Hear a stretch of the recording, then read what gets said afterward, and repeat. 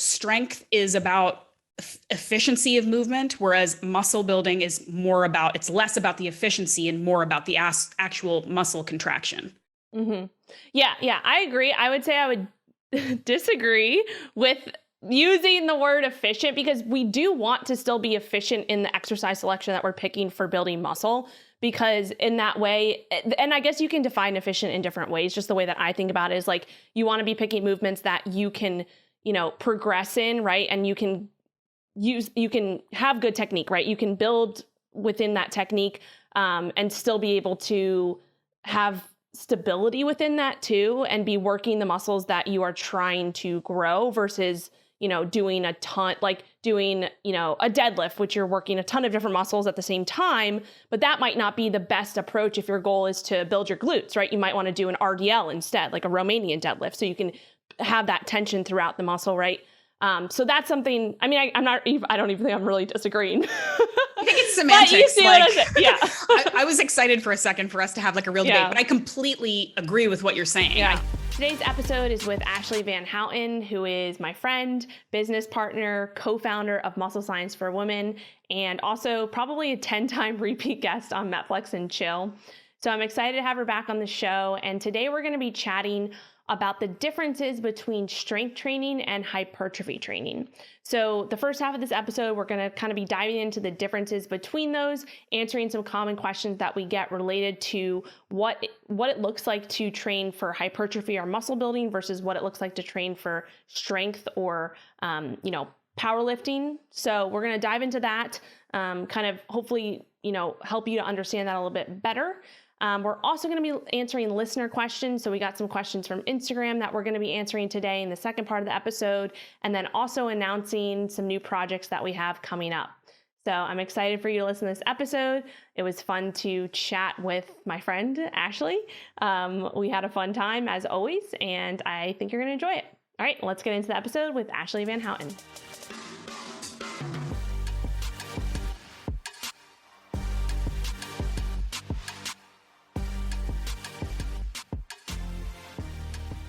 All right, well, welcome back to MetFlex and Chill. This is your host. Also Muscle Maven Radio, because aren't I putting this online? Yes. MetFlex and Chill and Muscle Maven Radio are joining together for our, 10th recording? It doesn't even matter anymore. Lots. Hashtag winging it. I love that before we officially started recording, we were giving each other a pretty sweet pep talk. We're both just like, we're smart. We can talk about this stuff. Like, we don't have to, it's going to be fine. Like, we're just really, fun. It's fine. I mean, it's fine. It's been a little while since we did this. Have we done one since I had the baby? Yeah, we did one a few months ago. Yeah. Okay. Yeah. Time is a blur. But I'm very excited to get back on because we've got like real concrete events and things to talk about, which is exciting. And maybe my brain works a little bit better now, which is cool. And we've got a lot of questions from our friends on the internet, which is great. And I also just want to say before we even get into any discussion that when I posted on my stories, like, oh, Rachel and I are doing another podcast, send some questions. I, as usual, get like a handful of people who are like, no questions. I just love you guys. I can't wait until the next podcast. Like, dream team. Okay. It makes me feel great. People like us. People are not tired of us yet. Hopefully never, but at least not yet. So that's a positive point for today. Yes, for sure. So do you want to start by telling everybody we have lots of things that we want to talk about, but what's the first main thing that we're excited to announce? So the big excitement is we are doing another round of Muscle Science for Women. Yay. We need an applause, laugh, like soundtrack in the background. And we're going to do that early in the new year.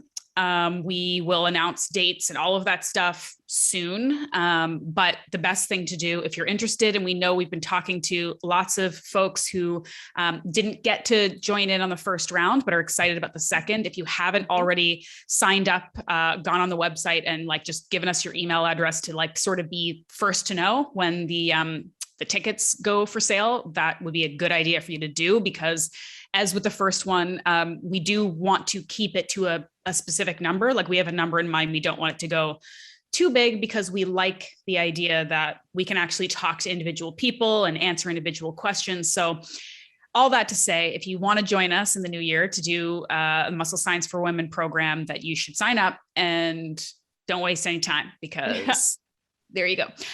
So what's the web address again?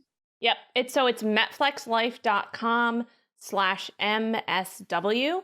I'll link that in the show notes. Or you can just go to metflexlife.com and look at the programs tab, and it's in there, Muscle Science for Women. You can also just probably Google Muscle Science for Women and Google our names. Hopefully it pops up there. So yeah, get on the email list. Yeah.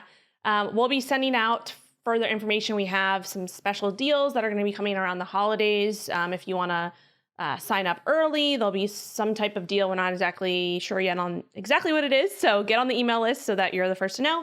And then we'll be announcing, the official start date and all that jazz within the next probably few weeks. And for anybody who doesn't know what Muscle Science for Women is, how dare you? But if you haven't heard of it, basically the program, it's something that you and I developed last year because we saw a real need in the market. People were coming to us, and potential clients, and just people who listen to the podcast, women that we connect with online and in real life, who were looking for a muscle building, strength building program, but they also wanted a little bit of explanation about how it works, how the program works, not just giving you the program and running with it, but how it works and all of the other myriad lifestyle things that go along with going to the gym that help you get stronger and build muscle. So it's a 12-week program, and you get the program, you get the, very detailed program to go and work out in the gym or wherever you work out. But we also have weekly videos. We have live Q&As where you can sign in and ask us whatever specific questions you have. And we talk about all of those lifestyle factors, like the nutrition and recovery and stress management and mental health, cultural aspects, like everything that goes into being the fittest, strongest version of you. And specifically for women too, because there are differences. Physiologically, hormonally, culturally, all of those things. And we just wanted to create something for women. That's what we did. It was so much fun. And we were so happy. I think I can speak for both of us. So happy at the reception the first time. It showed that this was something that people really wanted, because more people signed up than we thought they would. We were pretty pumped. We're like, oh, okay, people like this. And we heard so much, and we got such great feedback after the first round that we're like, we're going to keep doing this. We're going to, make it bigger and better every time. And we've already made some adjustments and improvements based on feedback from the first round. We'll continue to do that. But we're very excited to see how it goes in round 2, because it's, I think, a very, toot our own horn. I think it's an important program. I think it's good. I think it's useful. And so, I'm excited to get into it again. Yeah, same. Couldn't have said it better. And also, just in case anybody does want to learn more about, specifics within the program, we have testimonials. I think we have about 9 or 10 video testimonials, just interviews with some of the women who went through the first round. So you can kind of get their experience, kind of learn, their progress over the 3 months. So we'll link those in the show notes. You can also just go to that metflexlife.com/MSW page. We'll have them up there, and they'll also be on YouTube as well. So if you want to just kind of hear from the participants who've already gone through the program and just get their, learn a little bit more about it, if you're interested, that would be a good place to check those testimonials out. Sweet. And so we were going to talk about one big topic that we get asked a lot, and that also kind of came up a lot in the program. So maybe we can dive in a little bit right now about the differences between, and maybe the similarities too, between building muscle and getting stronger. Right? Because they're like a Venn diagram. They aren't the same thing, but they aren't completely different. I think it's similar actually to the conversation that you and I have both had a lot about building muscle and losing fat. Like, are they diametrically opposed? No, but they're not also the same thing. And so generally, if you want to really focus on one thing, it may be by putting the other thing a little bit on the back burner. But anyway, I'm getting ahead of myself. Yeah. So do you want to start maybe and just kind of we'll start high level and build our way in?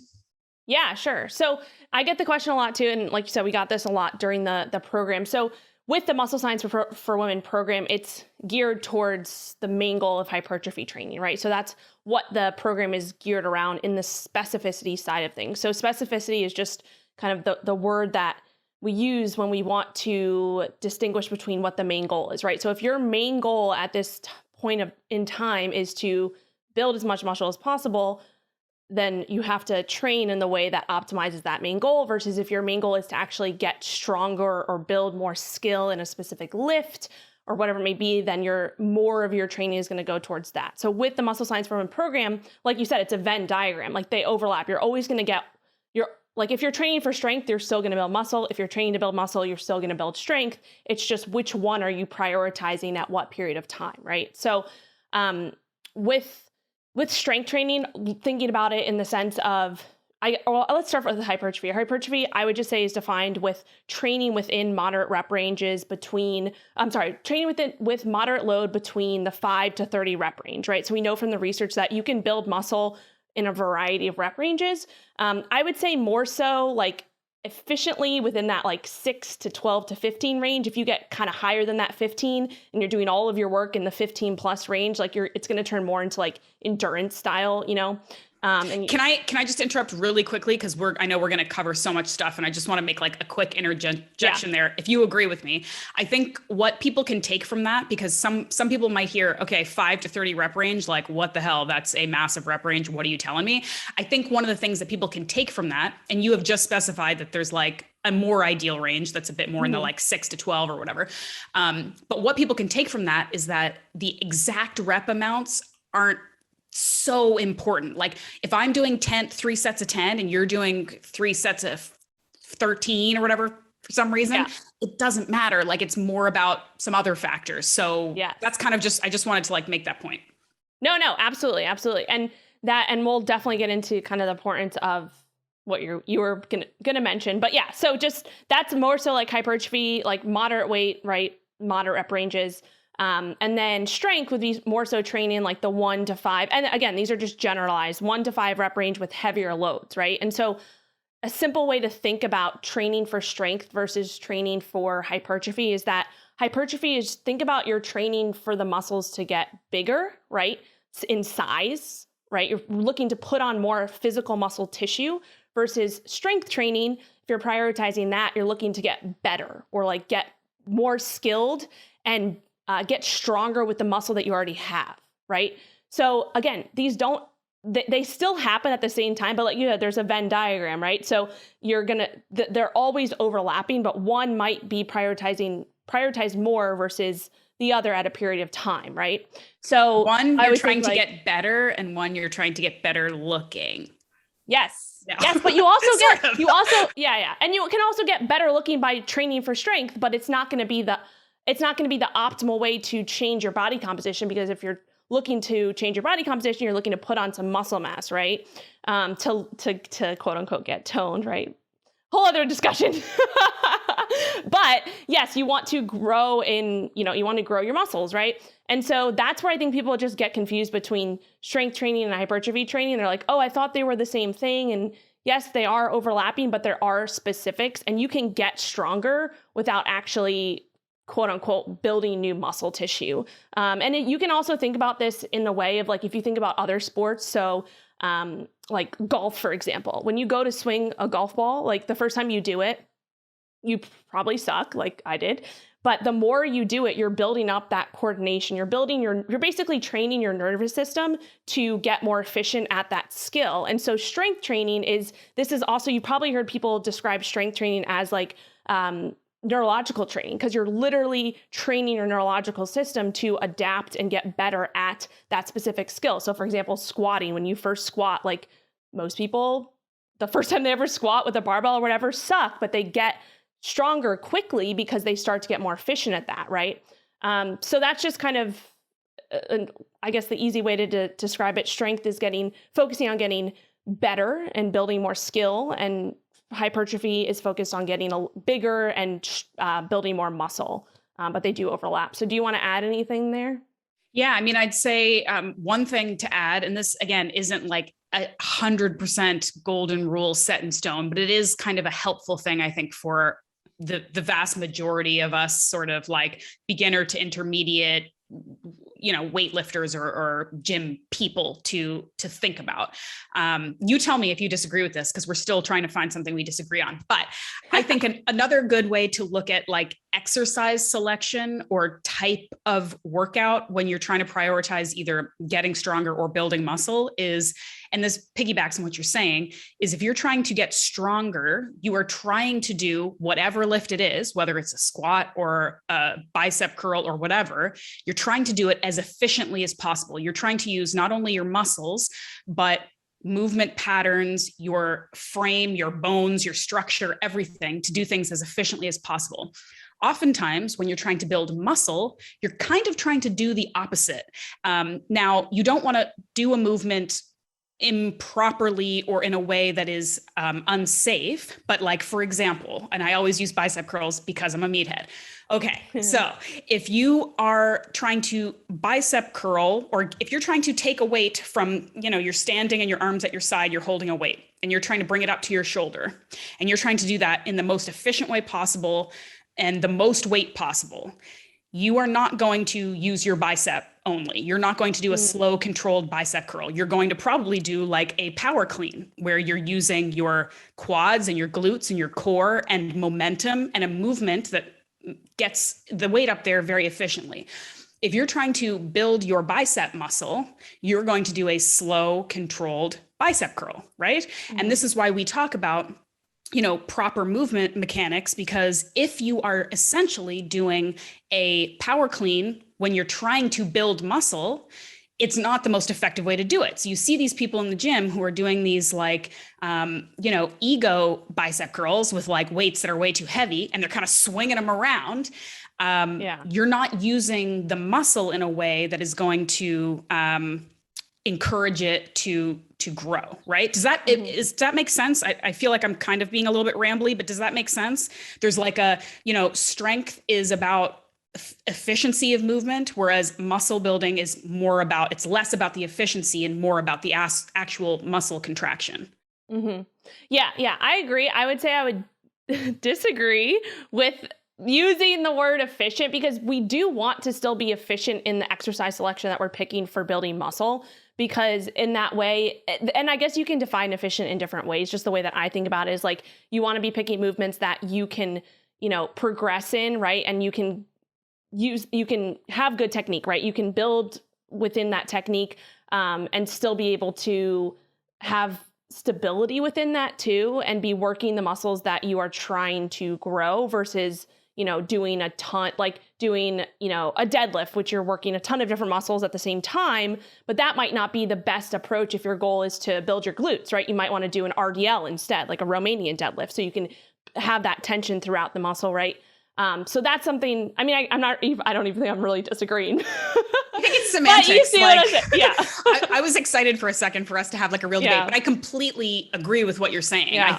I think what you're saying is like efficiency means picking the right movements to target the right muscles, which I completely agree with. I think it's just like the concept of like, these like fast power movements that you may be looking to do if you're an Olympic lifter or even a power lifter, versus if I'm just trying to build my muscles. We do, like bodybuilders, like a lot of bodybuilder movements, it's not that they're inefficient or weird, but they're not always maybe like real life movements that you do anyway, except for that you're trying to target this one specific weird muscle, and you're doing it in this way that is difficult the entire time, when maybe if you just moved your arm in and pushed it, it would be easier. Do you see what I'm saying? Yeah. So I mean, it's certainly, you want to pick proper, appropriate exercises, but if the focus is on muscle tension and building that muscle bigger, you may not always be doing it in the most efficient way. Now, if people are listening and they're like, literally, what the hell are you talking about? I'll work on making this more clear, but I hope that does like make a little bit of sense. Yeah. So, no, go ahead. No, I was just gonna say, and like within, just bringing it back to our program, like our program has deadlifts in it. It has compound movements in it, right? It has squats, deadlifts, like overhead press, but that's not the majority of the program. But that is like, we call it a metric based lift. So like maybe the first movement of the day where you are looking to get specifically stronger in that movement, and you're looking to get stronger in all the other movements. But within the program, like the majority of the lifts are going to be geared more towards hypertrophy, and thinking about, instead of, another way to think about it is like strength, I like to think about, or strength training, right, is moving an object or moving that object from point A to point B as fast or efficient as, not necessarily as fast, but as efficient as possible, right? Versus training for hypertrophy, you're looking to get as much tension throughout that muscle so that you can, build new muscle fibers, right? You can recruit more muscle fibers, build more tissue literally within your body. So that's something to think about too. And then like with hypertrophy training, it's important that you do get close to failure on your lifts, because we know that mechanical tension is the number one way to build muscle. So those are all the topics that we go into in the program. So if you're like, what the hell are you talking about?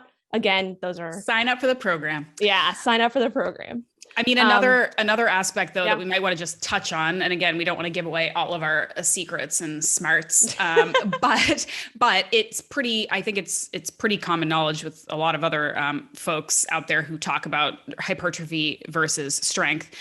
You talked about rep ranges. There's also the idea of like rest and recovery, because of the output and how taxing it can be. And like, I know, and anybody out there who's tried to build muscle and does bodybuilding style workouts, very taxing, certainly, but it's not as maybe neurologically taxing as, if you're trying to get stronger and you're doing powerlifting movements. So like some examples, if we were ever to kind of create side-by-side examples of like, I'm trying to get better at a squat versus I'm just trying to build my quads and glutes, right?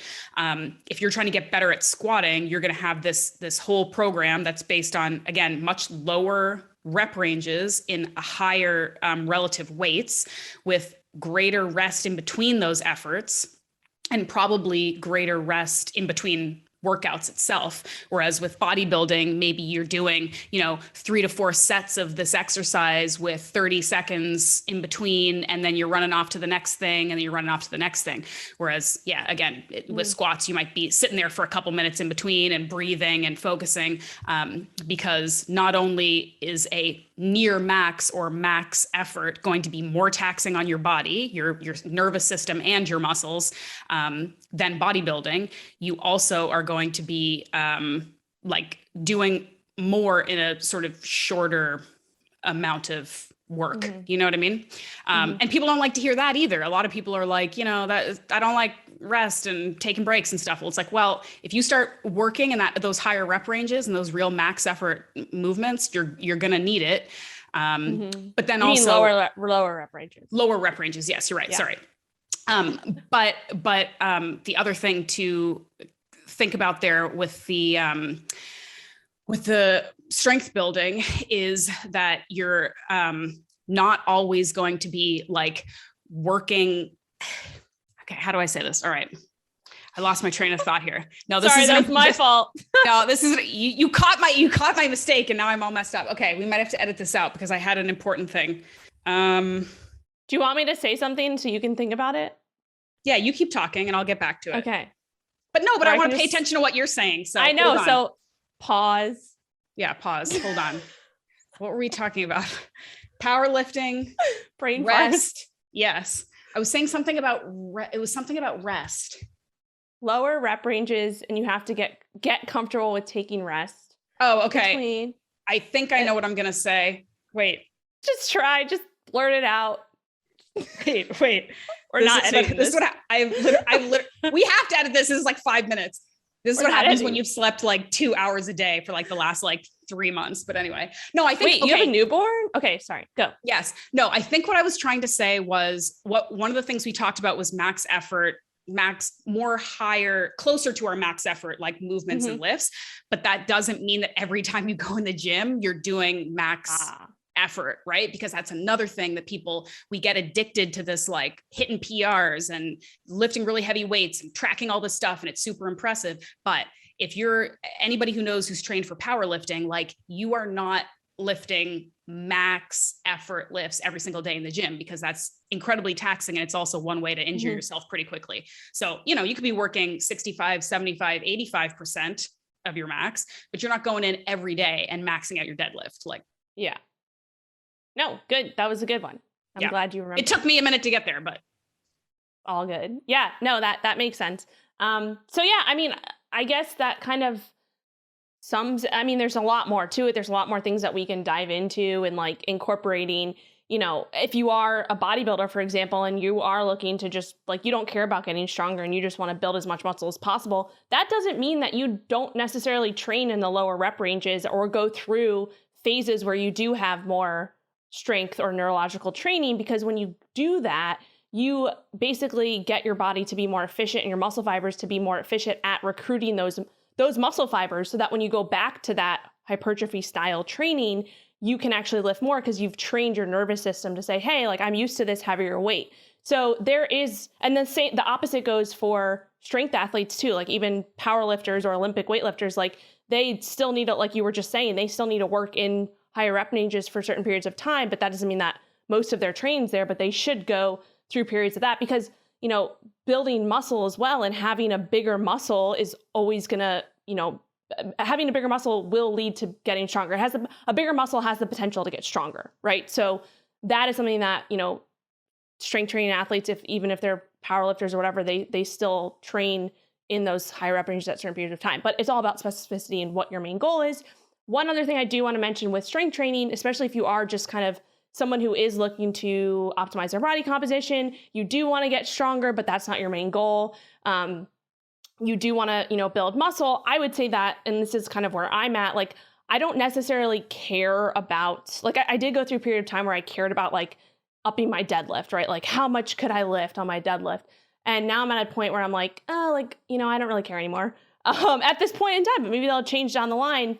But it's also important to realize too, as you get older, if you are training and doing a lot of strength training in those lower rep ranges with tons and tons of weights, heavy weights, that's going to be taxing on your joints, right? And so that's what we want to consider too, is like you were saying, you shouldn't always be lifting super, super heavy weights, because that has a tax on not only on your nervous system if you overdo it, but on your joints, your ligaments, all of that. And so that could be hindering, longevity. Even though muscle building and strength training is really important for longevity, it's one of those things where it's like anything, too much of a good thing can be a bad thing, right? So just keeping that in mind as well. Yep. That actually probably leads pretty good into one of the questions we got from Instagram that we can talk about now. Yeah, let me pull that up here if my mouse works. Okay, so we got, Ashleigh put a question box out on her Instagram a few days ago, and we got a few questions. So do you want me to read off the first one and then you can tackle? Or I'll read it and you start, because the last time I ran away with it. Okay. This individual asks, what is the best bit of advice for a, let's say, mid-40s woman that is just starting out on a weight training journey? So yeah, what advice do we give her? Sign up for Muscle Women. Yeah, there you go. Literally though, that is the advice that I would give someone, and I wish someone would give me that, or I wish I had that advice and that program to sign up for, because you're not just having a program that's very, very structured and within the 3 months we have, different phases, phase 1, 2, 3. We program those and we took we put hours into actually building those programs so that you are, hitting all the muscle groups, that you're doing it in a way that is going to help you progress and move forward and build muscle, but not just the program side of things being a superior program, if I don't say so ourselves. Is that the phrase? Yeah. Yeah, we get it. Yeah. Yeah. The education side of things, and actually learning about what you should be doing, what you should be focusing on within hypertrophy training, within recovery and rest and nutrition. We have a 55-page nutrition ebook that goes through literally everything that you'd want to know about, structuring your nutrition and giving you different ideas based off of where you're coming from, whether it's high carb, low carb, whatever carb, whatever style of eating, whatever your goal is in terms of losing body fat, building muscle, just kind of maintaining and building muscle. So anyway, now I'm rambling, but yeah, I mean, there's the resources I just feel like are so superior that it's that I wish that I had this. So with that being said, my other like answer to this question would just be like, I can't even talk anymore. I know we're both go. just like, we're trying. There's so many things so in my hard, head. guys. We're trying There's so so hard. many things going through my brain. I'm like, I can't form words. We're just so excited. I mean, I would say, and turning it over to you. We can come back to what you're going to follow up on, but I would say 100%, like the general gist of that advice is like get some intelligent programming, and some intelligent resources, and ideally a coach who actually like knows you and understands you and will talk to you, which is all what we are offering. But generally speaking, for someone who is looking to get started, and this applies to any decade of life that you're in, is to just start, first of all, because a lot of women and a lot of people, you get paralyzed by, okay, but what's the best plan? And how do I do it? And should I just do Pilates because everyone else is doing that? And should I just get a Peloton? And like, how do I eat? And like, what do I do? And if I go to the gym, am I going to look like an idiot? Like, it's very easy for people to get really overwhelmed and end up giving up entirely or doing something else. So my idea is like, you just start doing some research, start following some people that you think are genuine, that you know, are putting out some information.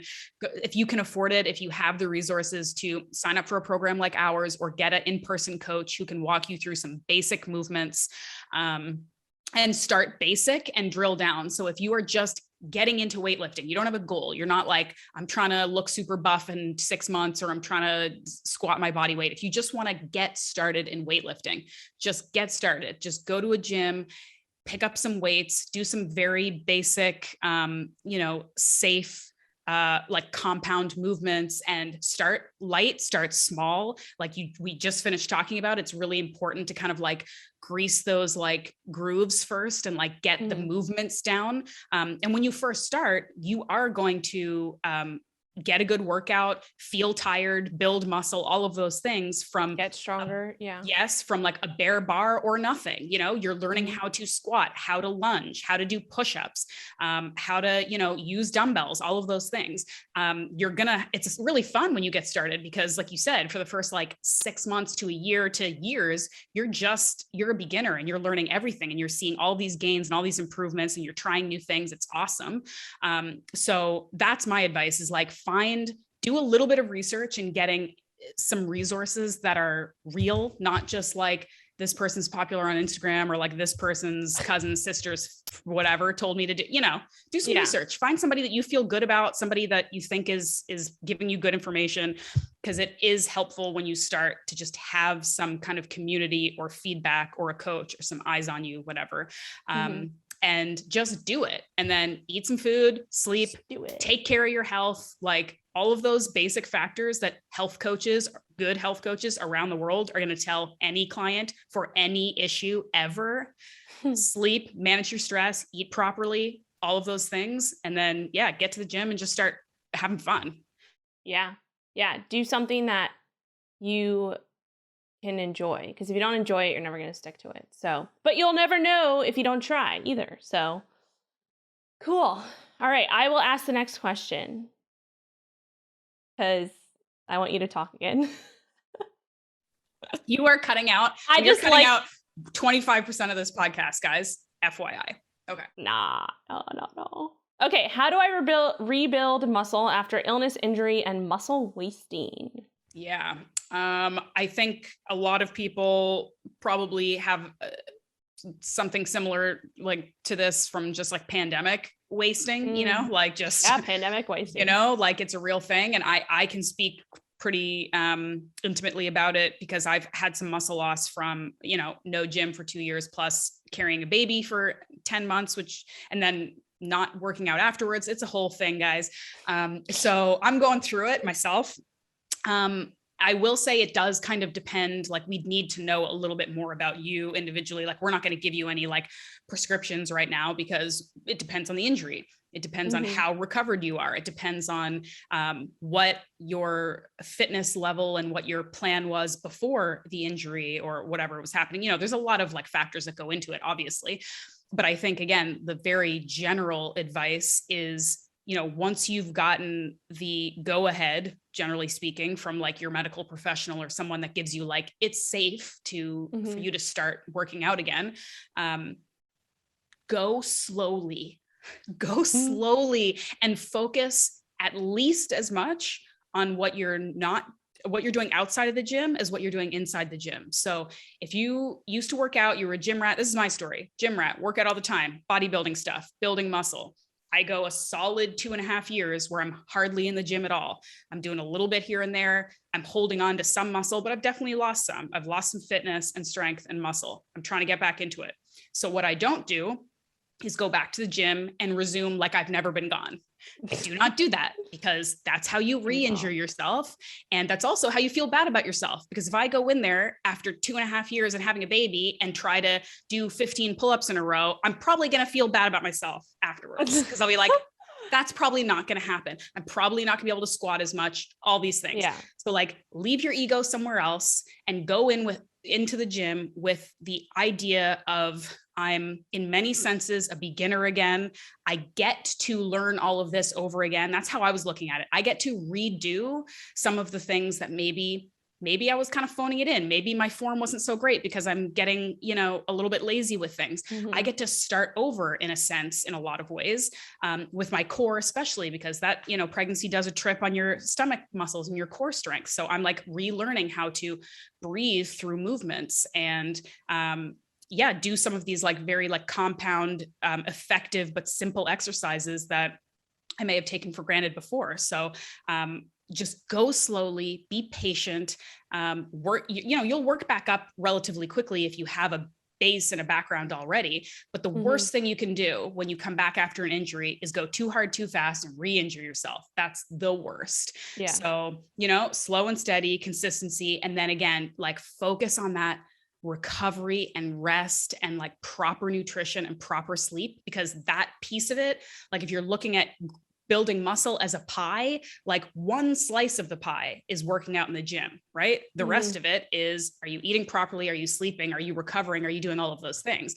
So that's actually a bigger part of the pie, right? Pie. It's what's in my head. Yeah. It's what I'm thinking about all the time. But it is important, because when you look at it that way, you think like all of this stuff that I'm kind of like, half-assing or not really caring about is a bigger picture. It's a bigger part of what's going to get me those muscles or whatever that I want. So, that's my general advice is like, get back into it and like, go at it with this, like, I get to learn about my body again. And I get to start over and fix maybe some of the things that I was doing wrong before and pay attention to all those other factors. And maybe it'll come back faster than you think. I mean, I'm maybe 5 weeks into like going back to the gym again after the baby. And I'm already every day feeling more like myself, stronger. I get those endorphins from going to the gym. I feel good. Like it does come back and it feels really good, but you just have to be patient with yourself and consistent. Yeah, no, I couldn't have said it better. And I think a lot of people have to realize too, that like, even if you've like had an injury and you've gone through a period of time, even if it's 2 years of not training, like you still have that muscle tissue. Like you still, maybe you lost a little bit, but you like will get it back a lot faster than you think. Not saying you should go fast, but saying that you're going to get it back a lot faster than you think. And you're not starting from like square one, right? At all. It's not like you're just starting off lifting, unless you are, but that's something to realize too. Like literally the science tells us that you can gain your muscle back a lot faster after you've already kind of built that base. And then also just like realize too that you are actually getting newbie gains too. Like you're actually, the science also shows that if you've been off for like 6+ months, I don't know if that's the exact time frame, but if you've been off for a long time, if you're coming back from an injury, like you have the ability to get some of those quote unquote newbie gains, right? So that's something to think about too. And that's cool, right? That's a good thing. So yeah, I like it. Cool. Sweet. Should we ask another question, or are we getting close? Do we want to do? Let's see. A shaking one. I kind of think that's interesting now. Okay, I'll ask you. I'll ask you this one. Get ready. Are you ready? I'm ready. Okay. Ready. Question. And it took me a while to understand what this was saying. So obviously you're smarter, because I'm like, I don't even know. Okay, it's fine. People don't always use grammar when we're on Instagram. Okay. What does it mean? I think she's asking if you are shaking super early into a workout. So you're like getting into your workout and you start shaking for whatever reason. I think this could probably have a lot of answers, but what do you think? Yeah. So, and this, I was just thought about this, like if this means that they're like their body's shaking or like their muscle is shaking as they're going through a movement. So I guess there's two ways to approach it, but if you are literally shaking, the first thing that came to mind, and I think you said this too when we were talking off air, but is like probably like think like, did you have a bunch of caffeine right before you started to work out? Like, what's your pre-workout routine? Yeah, do you have a pre-workout caffeine? That's, I mean, I know sometimes if I have a little bit too much caffeine, like I will feel super shaky. So that's like the one thing. If you're not hydrated, if you're not having enough, like if you don't have enough sodium, salt, like electrolyte imbalance can be a cause. If you have low blood sugar, right? If you're not, if you went into your workout fasted and, although like there's nothing wrong with that. Tons of people work out fasted. You don't like it, unless you're not into it. Unless you don't right? like it. Yeah. That's a whole other podcast we could record. But those are like a few things, just paying attention to really nutrition, right? Like what's your nutrition like? What's your water intake like? Caffeine, food, all that jazz. That's probably like the first place that I would start. And then if it was like you're actually like your muscle is shaking like early in your workout, then maybe like you're going a little bit too heavy from the start, right? Because you don't want to like go balls to the wall right in the first like 5 minutes. But I feel like that wasn't.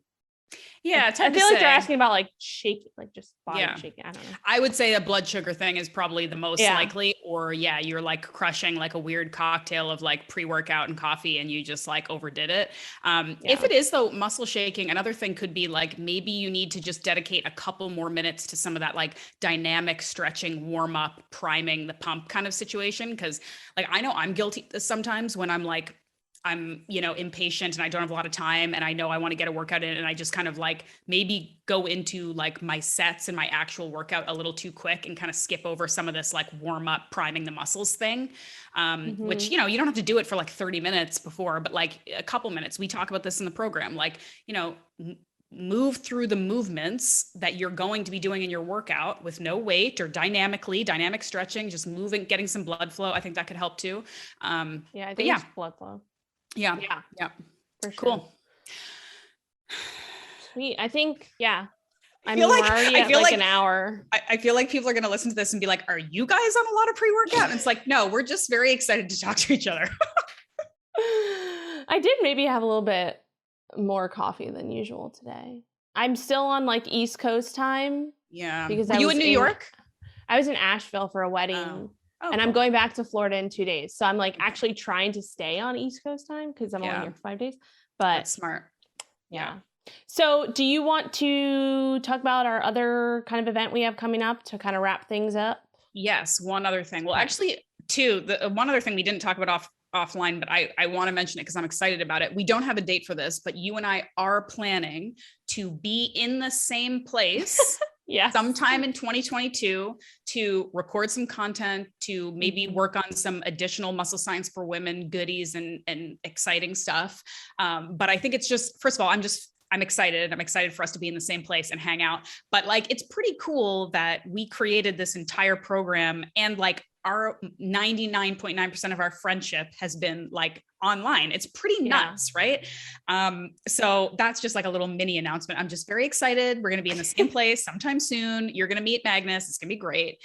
TBD. So anyway, TBD. That's that. But the other announcement, the more concrete announcement is that, and I don't actually have the date. I don't know, maybe if you want to try to pull up the date, I think it's January. It's like early January. Rachel and I are going to be participating in a online learning like event called the Kabuki Education Week. So if you guys know about Kabuki Strength, these guys it's a very sort of like well-known group of like, I say this, I throw this around a lot, but like meatheads. So they're like very sort of powerlifting, lifting focused individuals who do this like education week every year. It's virtual. I don't know if it's always been virtual, but it's going to be 2022. And they're bringing together a ton of smart people to talk about every aspect of lifting, strength, health, all of these things. And I know like I have a friend who she's part of a company called BirthFit, where they focus on getting your strength, pre-pregnancy, pregnancy, postpartum. She's going to be talking about that. That's a very specific kind of niche conversation that she's going to be having during the event. And we are going to be talking about sort of myths and misconceptions and specific challenges that women have building muscle. So it's sort of like a sneak peek into the kinds of things we talk about in the program. But really, we're just kind of adding our voices to a list of really impressive people that are going to be just nerding out on strength and fitness and all of that stuff that week. So we would encourage men and women and everybody who's into it, coaches, as well as just sort of enthusiasts, to sign up for that. And we'll have a link in the show notes, and we'll put that on social media and stuff, so you guys can sign up and join us there. Yeah. And it's January. It's a week-long virtual event. So January 9th through 15th. I just looked it up. Yeah. And I mean, at this time, we don't really know a whole lot of details in terms of other like folks or topics, but like last year's, there were like, I don't know, 30 people, and it's like doctors and like super high level coaches and stuff like that. It's a pretty impressive event. So I'm happy to be a part of it. I think it'll be very cool for us to join in and talk a little bit more specifically about like women's strength and muscle building, because as we know, that's a topic that isn't always maybe focused on. So that will be exciting. So we'll just put lots more information about that, in our social media and stuff as it comes out. But that's that and the Muscle Science for Women coming out early 2022. It's gonna be great. Yes. And again, the link for Muscle Science for Women will be in the show notes, but it's metflexlife.com/MSW if you want to get on the list so that you are the first to know. And we'll also be sending out some emails, like some other information too, in terms of just like learning content and stuff, some new things that we've written and videos and stuff like that. So sweet. Cool. All right. Go team. That's it. Go team. Thanks so much for tuning in to another episode of MetFlex and Chill. I hope you enjoyed it. It would be awesome if you could give the show 5 stars and leave a review on iTunes. We're trying to get placed in the top 100 health podcasts, and the 5-star ratings and reviews are what can help make that happen. I'll add step-by-step directions for leaving a review in the show notes. I know it's a big ask, but it really helps. Thanks again. See you next time.